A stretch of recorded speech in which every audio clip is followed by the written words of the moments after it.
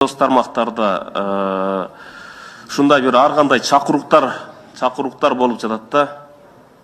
Бөлүп, жарылууга, элди үгүттөп, жеке менчикти басып алууга биз кайсы мамлекетте, кайсы мыйзам менен мыйзамдуу өлкөдө жашап атабызбы же бүгүнкү күнү же ушундай беззаконияда жашап атабызбы?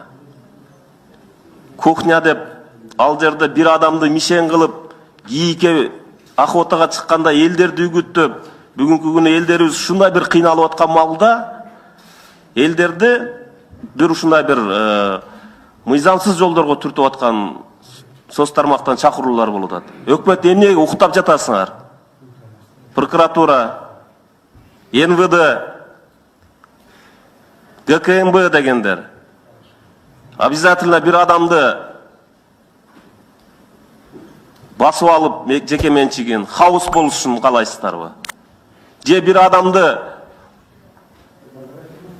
ошол жерден ушундай бир кыйналып аткан учурда бир адамды башкалар уруп же болбосо бир жаман көрсөтүп ушундай бир маселе көтөрүлгөнгө чейин күтүп отурасыңарбы? Жеке менчикке уже кол салууга, ошол жерге баргыла, басып алгыла деген чакырууктар болуп атат.